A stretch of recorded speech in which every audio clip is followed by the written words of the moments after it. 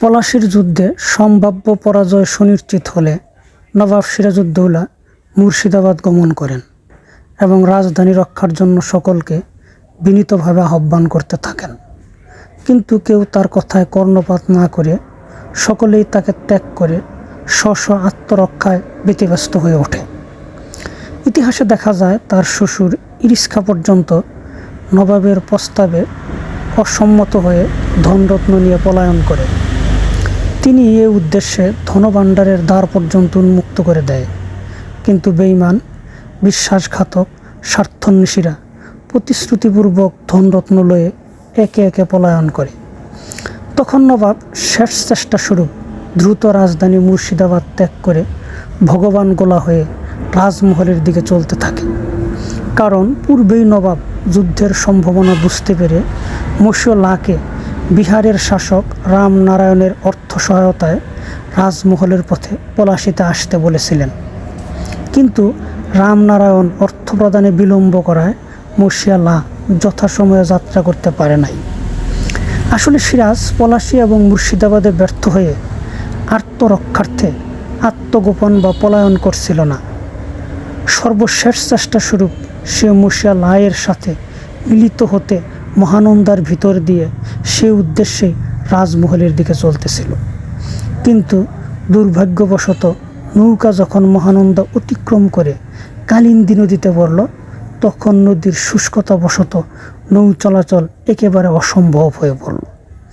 নাবিকরা চারদিক বিক্ষিপ্তভাবে নদীর গতিপথ খুঁজতে লাগলো। নবাব ভাবল হয়তোবা তার পরাজয় কাহিনী এখনও এত দূর পৌঁছায়নি।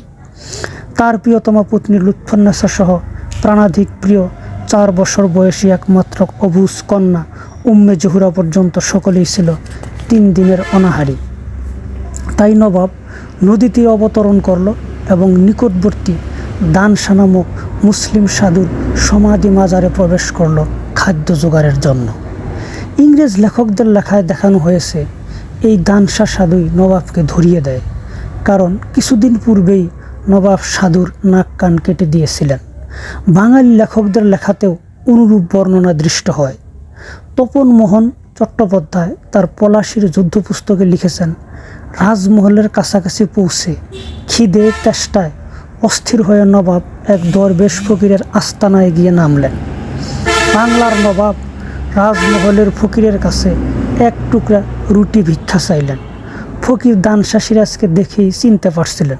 বারবারই কথা, সিরাজের হুকুমেই তো এই কয়েকদিন আগে তার নাক কান কেটে দিয়েছিল, তার ঘা তখনও ভালো করে শুকায়নি।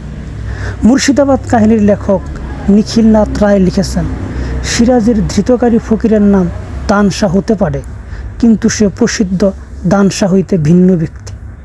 মতাক্ষরিণে দানশাকে একজন সামান্য ফকির বলিয়াই উল্লেখ করা হয়েছে। প্রসিদ্ধ দানশা হইলে তার বর্ণনা ভিন্ন রকম হইত। তার বর্ণনায় নবাব রাজমহলের কাছে উপস্থিত হলে দানশা নামের এক ফকির তাদের জন্য আহার প্রস্তুত করার ভার লয়, কিন্তু সে গোপনে মীর জাফরের জামাতা মীর কাসেম ও তার ভ্রাতা মীর দাউদকে সংবাদ দিলে তাহারা সিরাজকে ধৃত করিয়া মুর্শিদাবাদে পাঠিয়ে দেয়। নবাব যে কিছুদিন পূর্বেই দানশার নাক কান কেটে দিয়েছিলেন এর কোনো উল্লেখ তার লেখায় দেখা যায় না।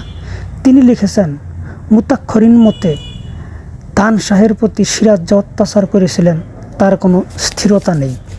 পক্ষান্তরে প্রখ্যাত বাঙালি ইতিহাসবিদ অক্ষয় কুমার মৈত্রীয় তার গ্রন্থে লিখেছেন, মহাত্মা বিবারিজের মতে নবাব যেরূপ ধর্মানুরাগী ছিলেন তার পক্ষে দানশার মতো একজন মুসলিম দরবেশের নাক কান কাটা অসম্ভব।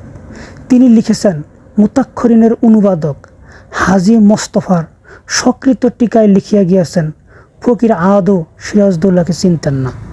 তাহার বহুমূল্য পাদুকা দেখিয়া তাহার সন্দেহ জন্মে। নাবিকদের নিকট সংবাদ সংগ্রহ করিয়া নবাবকে ধরাইয়া দেয়। আমাদের নিকট ইহার কোনো সিদ্ধান্তই সত্য বলিয়া বোধ হয় না। তিনি দানশা সাধুর বংশধরদের সাথে কথা বলে এবং তার সমাধি মন্দিরের স্মৃতি ফলক লিপির সাহায্যে প্রমাণ করেছেন, নবাব যখন ধৃত হন তখন দানশা আদৌ জীবিত ছিল না। তার মতে নৌকা চলাচল অসম্ভব হয়ে পড়লে নবাব যখন কালিন্দী তীরে অবতরণ করে তখন অজপাড়াগাঁয়ে নবাবের এমন নৌকা দর্শনে কৌতূহলী হয়ে লোকজন তার আগমন সম্পর্কে অভিহিত হয়। সে সময় মীর কাসিম এবং মীর দাউদের গুপ্তচররা সেখানে অবস্থান করতে থাকে। অর্থলোভে স্থানীয় লোকেরাই তাদেরকে নবাবের অবস্থান সম্পর্কে অভিহিত করে এবং নবাব সপরিবারে গুপ্তচরদের হাতে ধৃত হয়। নবাবের ধৃত হওয়ার সাথে সাধু দানশা কিংবা ফকির দানশার নাক কান কর্তন এবং এর প্রতিহিংসার প্রতিফলনের কোনো উল্লেখ তাদের লেখায় দেখা যায় না।